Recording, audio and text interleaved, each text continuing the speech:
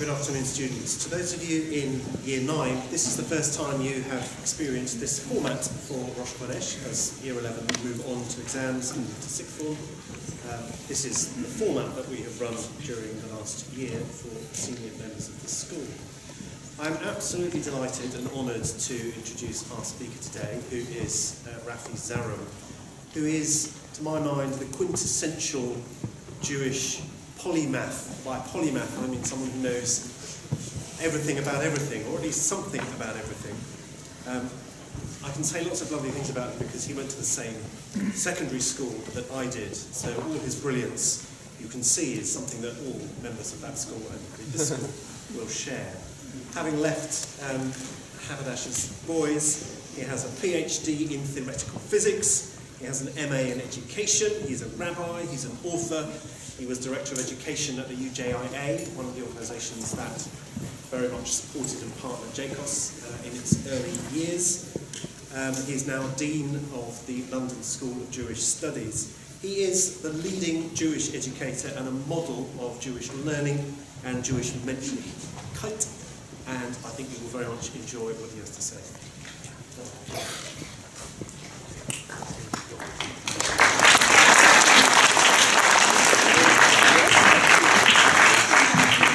Very much. Great to be with you here today. I was actually here just over 4 years ago at the launch of your school, and there's quite a few more of you here now. And I've heard great things about the school. It's growing, developing wonderfully under your great head. And as I said, it's a pleasure for me to be here today and to talk to you about what this day is. Because you have these special events once a month on Rosh Chodesh, the head of the month, the new moon. And that's what I want to talk to you about today. About moons. Messaging the moon. How do you count time? How do you know what day it is or what month it is? Now it seems easy. You get out your phone, you look on the internet, you find out. But historically, going back 100 years, or 1,000 years, or 2,000 years, how did they count time? So days of the week is easy, because the sun rises, the sun sets, and we count in cycles. But the month was more complicated. How does a month work? So, we have to understand how we counted time, and as Jews, how we did it. So let's look at how a month works. At the beginning of the month, when you look up in the sky, you'll see a very thin crescent moon, like in the picture over here. And then, by the 15th of the month, the moon gets larger and larger as we can see more and more of it till the middle of the month. And at the end, it gets small again. This is the cycle. Now, this doesn't take 30 days or 31 days. It actually takes 29 and a half days. As a result, our numbers don't quite add up, and you have to make calculations to make things fit. That's why in the Jewish tradition, we would count a month of 29 or 30 days. But how did it work? Now, the calendar is fixed, and the calendar's been fixed for about 1,500 years. By fixed, I mean they made it work and follow a calendar and never have to change. But historically, they didn't do it like that. They wanted to get it exactly right, because they wanted the festivals to fall on the right days. So if a month is 29 and a half days, sometimes it would fall after 29 days or after 30 days. So how did the rabbis work it out? What they would do is they would ask people to look up in the sky. And as soon as they would see a new moon, that beginning of the moon, they'd ask them to go to Jerusalem and meet the rabbis of the Bet Din there.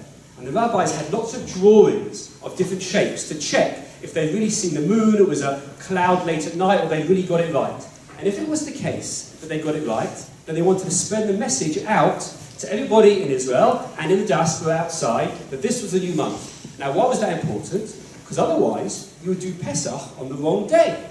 Pesach is on the 15th of the month, or Shavuot, this Sunday is coming, is on the 7th of the month. To get the day right, you had to know the date of the month. So that's what they would do. Now, the big question is, how did they get the message out? Didn't have internet, didn't have telephones, carrier pigeons weren't necessarily reliable, so how did they do it? So I want to learn with you a Mishnah, a piece of rabbinic literature from the rabbis, over 1,500 years old, that describes it. And I learned this first when I was your age. And it seemed a bit dry when I first learned it, but I really wanted to think about how they count time, because it's so important. And every culture does it differently. Every culture has different names for months, and different eras, and different timings. So this year is 2015, but for us it's 5775. It's different timing. Because we don't count from the birth of Jesus. We count from the cycle of the creation of the world, and after, from the beginning of Adam Rishon, the first man. So we count time differently. And the way you count reflects how you see your world. So, how did the rabbis get the message out? Well, here's the story. Here's how they did it. This is what the Mishnah says. It says, Barishona, originally, Hayu Masi'im Mosa'ot. Originally, they would light beacons. On the tops of hills, they would light fires. We're going to discuss that in a minute. And the fires would get spread, and they get a message further and further away, all the way out, so they'd know what date that it was. The problem was that people who were against the Jewish people, who wanted to count time differently, who had a different reading of the Torah, called the Kuthians, as you got up here, they disrupted this and started lighting fires in different places. And as a result, the rabbis instituted sending people on horseback to spread the message. But that wasn't very efficient. The original method was to light beacons. Let me look and show you how they would do that. Here it describes it. And again, as I told you, maybe it's just because I was a geeky teenager, but I wanted to understand exactly how do they do this. How do you spread a message over thousands of miles in just a couple of hours, or even in just half an hour? Here's what they did. How did they light those beacons? They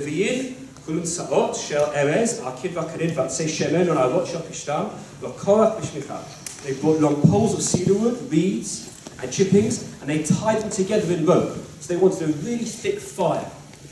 I don't know if they teach how to make fire anymore in schools. I think it's a basic ability that we should all know how to do. But they wanted to make a big thick fire that would be very bright and carry far. That's why they used balsam wood. And they would go up to the mountain. This is Mount Zaytim, the Mount of Olives, just outside Jerusalem. And they would set fire to it.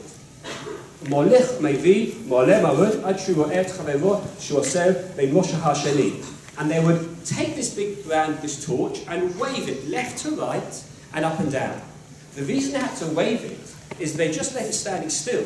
And the person on the next mountain wouldn't know exactly what it was. Maybe it was a trick of the light, maybe it was some natural phenomena. But if they saw people shaking it left to right and up and down, only a human being would be doing that, and they'd know it was the message. So the way it worked was as follows. If they didn't get a flame coming, they would assume it's another date of the month, and it's 30 days in the month. But if it was only 29, then they would wait on that 29th day, and if they saw the fires in the distance, they would know it's 29 days. Today's Rosh Chodesh. We start counting. Tomorrow is the first day of the month, and then we know when Pesach is and when the festivals are. So that's how it worked. And they'd do it to the second mountain, and then to the third mountain. And how far did it go? Where were these mountains? Well, here we have a map of the land of Israel. You can see there on the left, you can see Jerusalem. Up to the left of it, the coast. Maybe your parents or someone here has got a flat on the coast there in Israel. That's Jerusalem. And just next to Jerusalem is the Mount of Olives. And the first fire was above there. And I've got now the text just in English. And from where do they light the beacons? From the Mount of Olives. They would light, the next hill would be a place called Satava. You've got that on the map. And from Satava to Gorafina, and from Gorafina to Chavran, you can see there. And Chavran to Beit Baltin. Now, Beit Baltin is way over to the right. You can see there what's called Babylonia. Today, it's Iraq. What year are we talking, this mission is talking about? We're talking 1st, 2nd, and 3rd century, when the Jews were exiled. Some stayed in Israel, as we know, they're in Jerusalem, but many Jews at this point are living in Babylon, which is miles and miles away. Now, the Mishnah only describes the key mountains, but there must have been mountains in between. Because there's no way, if you light a fire in Chavran, that you can see in Beit Baltin. It's literally thousands of miles. So the commentaries say that the Mishnah mentions the key mountaintops, but there were other mountains all the way along the way. And you can see just near Beit Baltin on the map is a place called Pumbedita. Pumbedita was the center of the great rabbinic academy in the diaspora. And once they saw the light on the mountain of Beit Baltin, side. Once they saw the sign of Beit Baltin, then they would light fires all over Pumbedita. And that's what it says in the text. And Beit Baltin, they did not move Rather, he waved backwards and forwards, up and down, until he would see the whole of the diaspora before him like a bonfire. This was a way to spread the message of the day of the month, and it was done over one night. Over one night. So if it was your job, you go up there, quite cold, high up on the mountain, looking out in the distance to see if the fire would come. Now this excited me as a young kid, and I will admit, although I don't to my parents, that I did occasionally make little bonfires in the garden and try to imagine how these things would actually work. And it was always in my head. I could never see it until a few years ago, thanks to the power of cinema, a movie came out which showed me my Mishnah. It wasn't a Jewish movie. It wasn't a historical movie. It was fiction. But a great story I read as a child. It was called The Lord of the Rings. If we just have the clip up, let's not play it yet, but let's just show the scene. I'm going to show you in a minute now, to turn the lights up as well. I'm going to show you a scene in The Lord of the Rings. And this scene very clearly describes what I'm showing you. Let me give you the background, as you might know the story. As always in these movies, it's goodies versus baddies. And in this movie, the baddies are attacking the main city of Gondor. And Gondor's been surrounded. And they need to get a message thousands of miles away to Rohan to tell them to come and support us. The problem is, there are leaders in Gondor who don't want the fires, the beacons lit, and they're trying to stop it. So Gandalf, the old white wizard, gets a little hobbit called Pippin to light the beacon. Let's see the scene, and let's see this Mishnah come to life.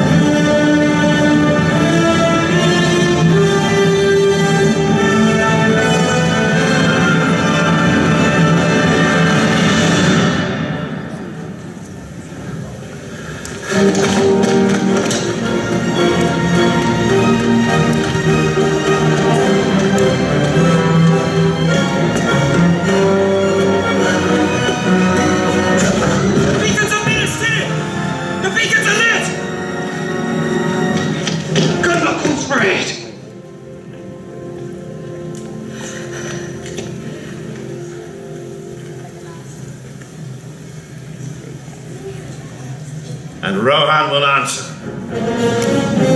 Muster the Rohirrim.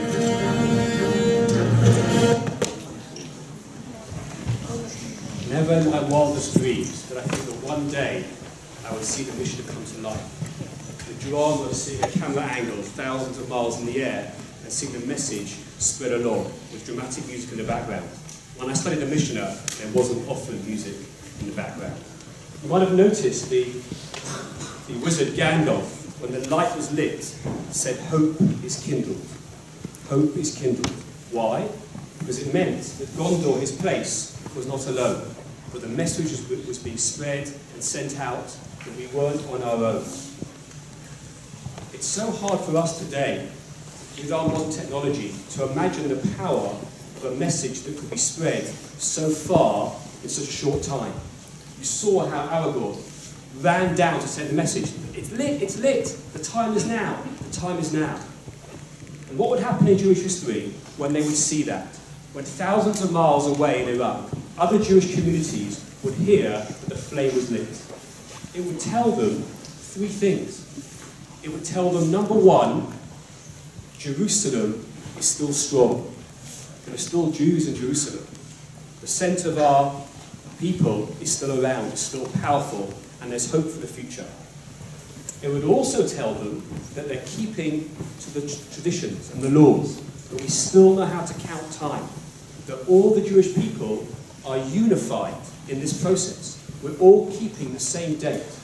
Look at it, ask one of your history teachers, at what point did people use accurate clocks in this country? It only became important when the trains had to run on time. It's actually quite late since we were accurate, all different places kept the same time. For hundreds of years, you go to different villages, the time would be slightly different. The only time when they got it fixed, and it was so important, was when you had to get messages a long way away. And this is what's going on. So all the Jewish people would count at the same moment. And when they sat down for Pesach that night, or lit Hanukkah candles, it was the same night that Jews all over the world, as far as the flames would go, were getting that message. So the first lesson was, as I said, Israel, Jerusalem was strong. The second message was, we were all unified together and keeping the festivals on the same days in the same ways. But the third message, in some ways, is the most powerful. We can count time in the world of God. What makes human beings different to the animals is that we are aware of our surroundings. We count time. We have a sense of history. We can build on our past. Whereas for animals, the cycles just keep going round and nothing develops or evolves. So what I wanted to show you today was this story of how the beacons were lit and how the Jewish people were unified.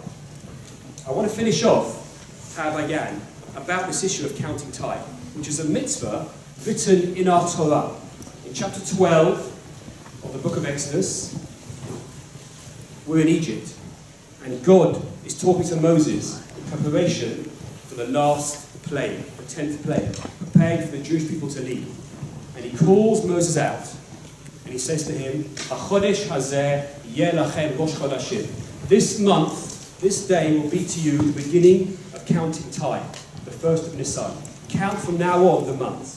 So we count the months always from the time we were in Egypt, and we were free as a Jewish people.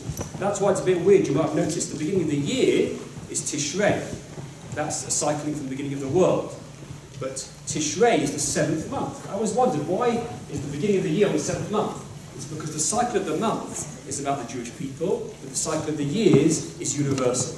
So the years go from creation, from Tishrei, the 7th month, but the counting of the months themselves goes from Nisan, which is when we were in Egypt. And God told Moses, count from this day. And one of the commentators, a rabbi from the last century, Rabbi Samson Fulhurst, said, when he said this month is for you, when he said this, HaChodesh hazeh, what was God pointing out? What was he showing Moses? And in Hirsch's description, he took Moses outside, in Egypt, in Ramses, the palace in the north of Egypt, and he told Moses, look up in the sky. And it was the first of the month. So the moon, as I showed you earlier, was just a crescent. And he said to Moses, count this moon. Now you see this moon is small? That moon is like the Jewish people. It looks small now, but day after day it's going to grow. It's going to grow and grow until it becomes larger and larger. And you know, after that, it'll get small again, because Jewish history is not always up. There's going to be ups and downs, but the cycle will continue. And if you count from this day forward, the Jewish people will survive as long as the moon is in the sky. That's something to think about every month when it comes to Rosh Chodesh. Thank you very much.